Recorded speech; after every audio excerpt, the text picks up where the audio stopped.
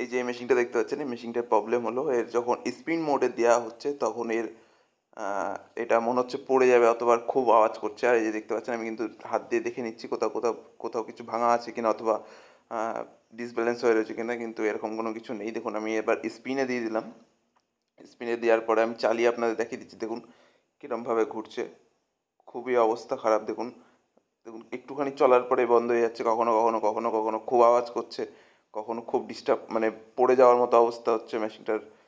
So এই যে দেখতে পাচ্ছেন আমি এইগুলোতে হাত দিচ্ছি, এই হাইড্রোলিকগুলোতে প্রবলেম রয়েছে, অথবা যে স্প্রিংগুলোর উপর মেশিনটা দাঁড়িয়ে থাকে অথবা ব্যালেন্স হয়, সেগুলো খারাপ হয়ে গেছে। আর এই যে দেখতে পাচ্ছেন আমি দেখিয়ে দিচ্ছি আপনাদের, এই যে দেখুন এখান থেকে আমি খুলেছি, ওই দেখতে পাচ্ছেন সাইডে রাখা আছে।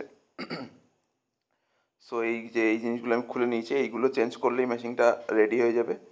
সো এইগুলো আমি খুলে নিয়ে যাচ্ছি কারণ স্যাম্পেল নিয়ে যেতে হবে, সেই স্যাম্পেল অনুযায়ী মাল নিয়ে এসে আমি মেশিনটাকে রেডি করব। দেখুন আমি নেক্সট দিন চলে এসেছি, দেখুন নতুন নতুন হাইড্রোলিক নিয়ে চলে এসেছি। সো এবার এই হাইড্রোলিকগুলো আমি ইনস্টল করব। ইনস্টল করার পর আপনাদের দেখাবো কি প্রবলেম, কি আর সেরকমই রয়েছে কি না অথবা প্রবলেম সলভ হয়েছে কি না। এই দেখতে পাচ্ছেন নতুন হাইড্রোলিকগুলো কিন্তু আমি বসিয়ে দিয়েছি, আশা করছি আপনারা বুঝতে পারছেন। আর পুরোনো হাইড্রোলিকগুলো আপনাদের দেখিয়ে দিচ্ছি, এই যে দেখুন ওই কোনায় রাখা রয়েছে। এবার দেখুন মেশিনটাকে আমি চালিয়েছি, চালিয়ে দেখেই আপনাদের দেখাচ্ছি। এই যে দেখতে পাচ্ছেন মেশিন কিন্তু এখন আমি চালিয়ে দিয়েছি, চালিয়ে দেওয়ার পর এবার আপনাদের দেখিয়ে দেবো আমি মেশিনটা কীরকম কী চলছে। আর এই দেখতে পাচ্ছেন পুরোনো হাইড্রোলিকগুলো। আর এই দেখতে পাচ্ছেন মেশিনটা এখনও কিন্তু একটু একটু আনব্যালেন্স হয়ে ঘুরছে। সো আমি এটাও ঠিক করে দেবো।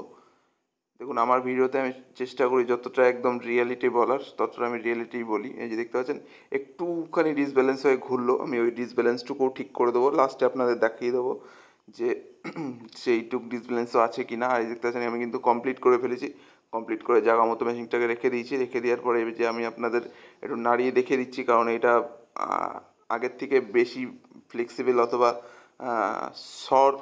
শক যে অ্যাবজর্ব করার শক্তিটা সেটা বেশি হয়ে রয়েছে।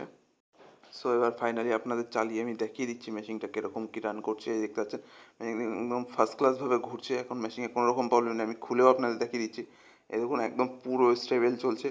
সো আমার ভিডিও আপনাদের কেমন লাগলো অবশ্যই জানাবেন। Thank you for watching.